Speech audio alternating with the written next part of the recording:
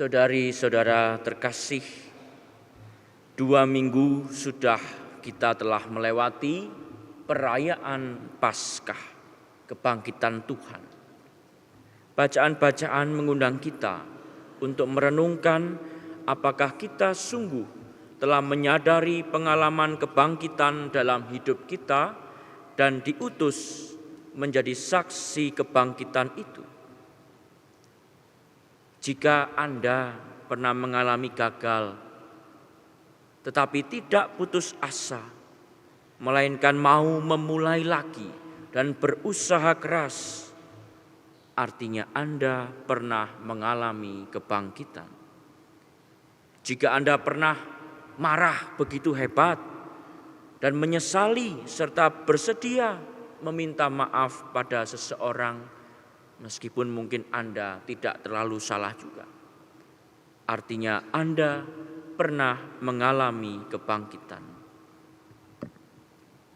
Jika Anda pernah mengalami ketakutan begitu hebat akan sesuatu, tetapi terus memberanikan diri untuk menghadapinya dengan disertai doa-doa, dan setelah melaluinya Anda tidak takut lagi, melainkan lebih berani menghadapi tantangan-tantangan lain, Anda pernah mengalami kebangkitan.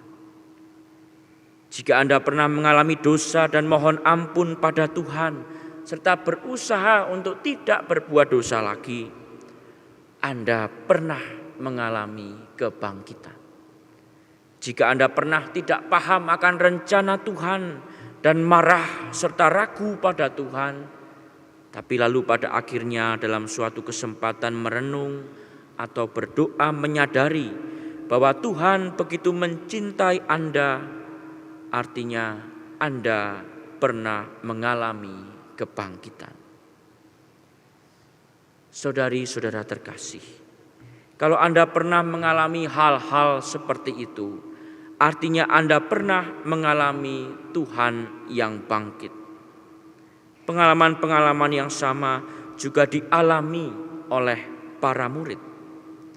2 murid Emmaus begitu lunglai, takut, tidak paham, dan kehilangan harapan karena Yesus yang mereka ikuti wafat di kayu salib dan dikuburkan.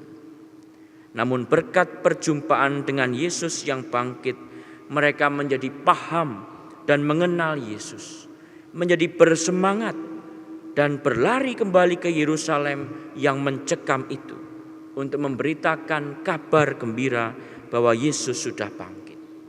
Dan kita harus ingat bahwa pada saat itu pengikut Yesus dikejar-kejar di Yerusalem. Tetapi 2 murid ini dengan berani kembali ke sana untuk mewartakan kebangkitan. Dalam arti tertentu, pengalaman gagal, pengalaman menderita, pengalaman kehilangan, dan pengalaman-pengalaman salib dalam hidup ini dipakai Tuhan untuk menjadi jalan rahmat. Tidak ada satu hal pun yang mampu menghalangi kekuasaan Tuhan untuk menyatakan kasih-Nya. Dan dengan kasih-Nya itu Tuhan hadir menemani kita di saat-saat berat dan menderita dalam hidup kita. Perlahan Tuhan membimbing kita untuk semakin mengenal Dia. Dalam Injil jelas sekali dikisahkan bagaimana Yesus tiba-tiba berdiri di tengah-tengah para rasul dan murid yang lain, yang pada saat itu dalam situasi ketakutan, dalam situasi galau setengah mati karena ditinggal Yesus mati. Yesus berkata, "Damai sejahtera bagi kamu." Yesus menghibur mereka. Para murid masih kaget dan takut. Mereka masih ragu. Yesus meyakinkan mereka lagi. "Lihatlah tanganku dan kakiku. Aku sendirilah ini. Rabalah dan lihatlah." Saudari-saudara terkasih, Yesus ada selalu di samping kita di saat suka dan duka hidup kita. Dia selalu menawarkan kebangkitan. lihatlah, rabalah, alamilah. Kita diajak untuk tidak kehilangan harapan di tengah tantangan dan kesulitan hidup ini, melainkan menemukan dan mengalami pengalaman kebangkitan di sana. Kita diajak setia pada perintah Tuhan dengan segala tantangan hidup ini. Bacaan kedua dari surat Yohanes mengatakan, barang siapa berkata, aku mengenal Allah, tetapi ia tidak mau menuruti perintahnya, ia adalah seorang pendusta, dan di dalam dia tidak ada kebenaran. Kalau kita berkata mengenal Allah, tapi tidak mengikuti apa yang menjadi perintah Allah, apa yang menjadi teladan Tuhan Yesus, maka tidak ada kebenaran. Dia pendusta. Dan kita adalah pewarta kebenaran, bahwa Yesus wafat dan bangkit karena cintanya pada kita.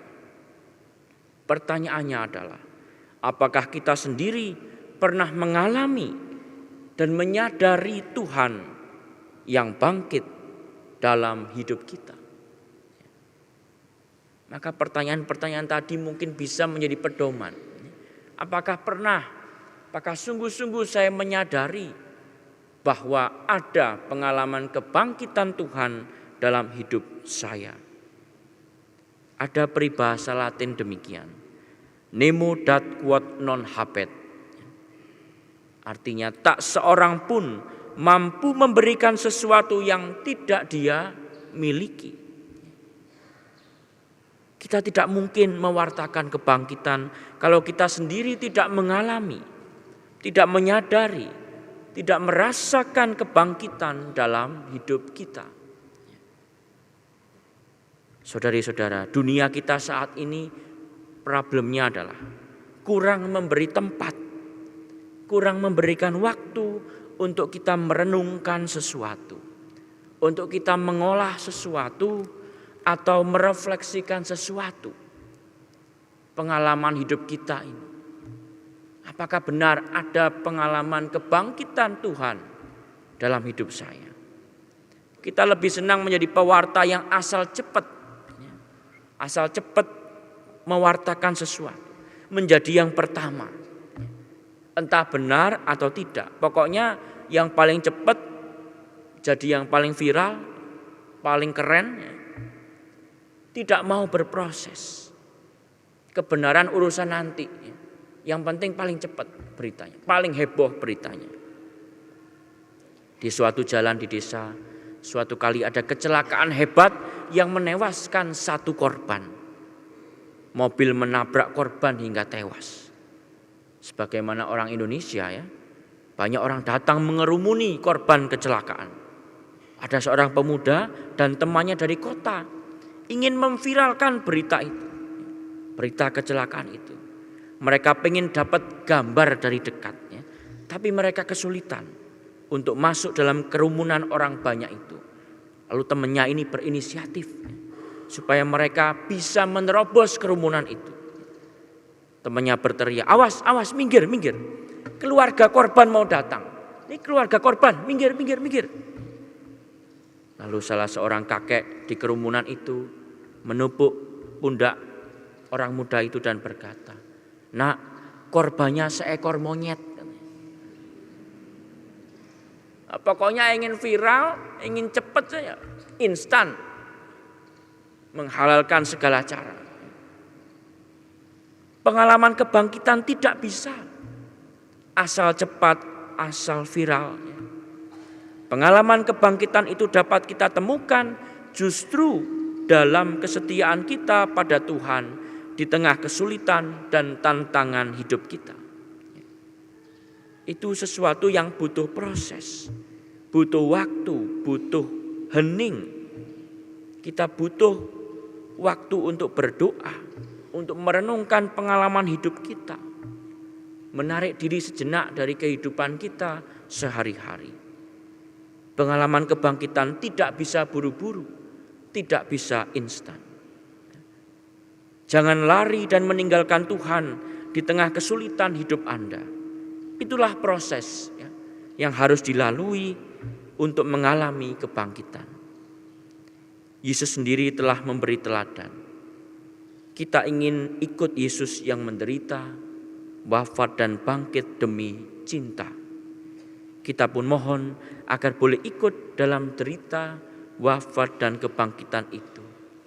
Hanya dengan demikian kita dimampukan menjadi pewarta, menjadi saksi. Kamu adalah saksi. Bukan pewarta berita yang abal-abal, tetapi pewarta kebenaran akan kebangkitan Yesus, yaitu dalam tindakan kasih dan pengampunan yang kita buat dalam hidup kita sehari-hari. Amin.